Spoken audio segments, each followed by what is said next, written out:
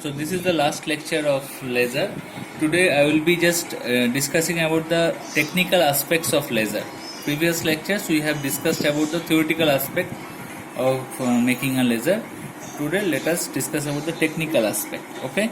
So for a laser, to make a laser, there we need three basic components. First one is active medium. You need an active medium. Second one is you need a pumping source, and third one is optical resonator. Okay, now active medium. So this is a schematic diagram of all the three components of a laser. So let's say this is the active medium, this is the active medium, and this is pumping source. What is an active medium? Active medium basically consists of atoms, molecules or ions which we have to excite using the pumping source by some external pumping. Okay, pumping means you need to give energy to the active medium, atoms or ions of the active medium. Okay, and you need to achieve the population inversion, and then the active medium will be acting as an amplifier for light waves using the optical resonators. Okay, now you can understand that we need to amplify the lights, so that's why you need to somehow use this optical resonator to amplify the light or light wave. Okay, so what to do? Basically, first let us you will be generating some kind of spontaneous emission in this active medium, and then that spontaneously emitted photons will be hitting out the atoms, and in the metastable state, when the population inversion will be reached, and then those atoms will be coming down to the ground state from that metastable state to give you the laser beam. But that will be intense if the system, so this is the optical resonator by which we make that system. So what does this optical resonator do? Optical resonators are basically two mirrors, R1 and R2. These two mirrors are facing each other. One of these mirrors, let's say R1, it's totally reflecting mirror, and the other one is partially transparent mirror. That means it will partially allow the light to go through this particular mirror. So what we need is basically we need to give the system a positive feedback. Positive feedback means some of these photons must be coming back to the active medium to get more stimulated emissions done. Okay, and such a feedback, this positive feedback is brought about by placing this active medium between these two mirrors, which we call as optical resonator. Okay, now in the initial stage of a laser process, a few spontaneously emitted photons are emitted, which trigger the release of the stimulated photons, and the light beam moving along or very nearly along the axis of this cavity axis, that means which is perpendicular to these mirrors. Okay, those will be amplified by to and fro motion. Again and again it will be coming back again, so it will be emitting some more photons and it will be going there, and some of these photons will be going out as the output laser. So this is these are the three basic components of a laser: active medium, pumping source, you need a pumping source, and you need optical resonator to amplify this particular photons. Okay, now the last part of this lecture we just have to give you an example of a real laser.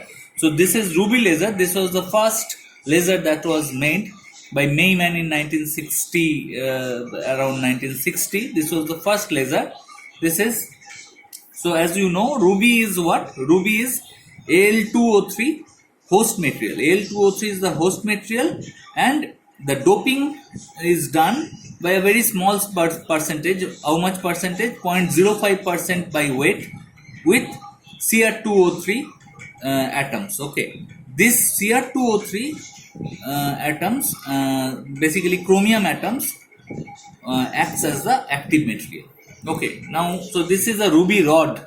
This cylindrical rod is the ruby rod. One end of this ruby rod is completely silvered, so it is no ray can pass through this end, and the other end of this ruby rod is partially silvered. Okay, so the output will be coming from this end. Okay, this whole thing is kept inside a cylinder, and inside that cylinder this inside a glass tube, and between this rod and the glass tube, this green colored region, we need to have some coolant liquid that will be passing through this to keep this whole system cool. Okay, and this tube is we have a helical xenon flash lamp that is attached to this arrangement, that will be acting as the pumping source. So this will be giving me optical pumping. This is pumping source. This ruby rod is the active medium, and this two sides of these ruby rods will be acting as the optical resonator R1 and R2. Okay, so this is R1 and this is R2 in this situation. Okay, now we will be first thing we will be doing is that we will be lighting up this flash lamp, and as the flash lamp is lit, then it will be generating an intense light lasting for a few milliseconds. Now here I have just shown you a basic energy level diagram of a chromium ion. Okay, so this is the ground state of the chromium ion, and you have two energy bands here. One is green energy band and another one is blue energy band, E1 and E2. Okay, and the lifetime of an atom, if it is in E1 and E2, are nearly about 10 to the power of minus 9 seconds. Okay, and there is a third energy level which is a metastable state, for which the lifetime of an atom in this metastable state is around 1 millisecond. Okay, around millisecond order. Now first thing, as the xenon lamp is active, then all the atoms, all the chromium ions that is sitting in the ground state, they will be going, some of these atoms will be going to E2 and some of these atoms will be going to E1, and their lifetime is 10 to the power minus 9 seconds. So they will be very fastly having a non-radiative decay. That means this decay will not be resulting in any emission of photon. Okay, non-radiative decay to this metastable state. Where the lifetime is much higher than the lifetime of this higher excited states E1 and E2. There the atoms will be stored, kind of, it will be, the atoms will be keep on accumulating in this metastable state, and will be achieving a population inversion.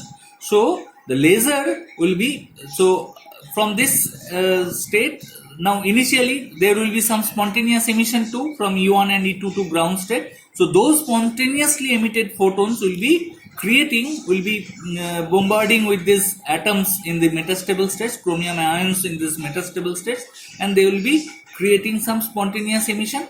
Okay, those photons will again be creating the chain reaction via this optical resonator. As we have discussed in the role of optical resonator, they will be amplifying the number of stimulated emission. So you will be getting some laser beam out of this ruby laser. Okay, now you have to understand that this metastable state has a degeneracy, means this is not a single layer. There are basically two layers very close to each other. Their energies are very close to each other. So both these layers will be emitting, basically two wavelengths are emitted from this type of laser, ruby laser. One has wavelength 6943 angstrom and another one has wavelength 6929 angstrom. Now when the system is running for a long time, then this wavelength generally dominates. 6943 angstrom wavelength dominates. And another property of this ruby laser is it's a pulsed laser, because this xenon flash lamp that creates that intense light when we switch on this particular xenon flash lamp, and that intense light lasts for a few milliseconds. So for that few milliseconds it will be creating this population inversion. So that is, this laser is a pulsed laser. Okay.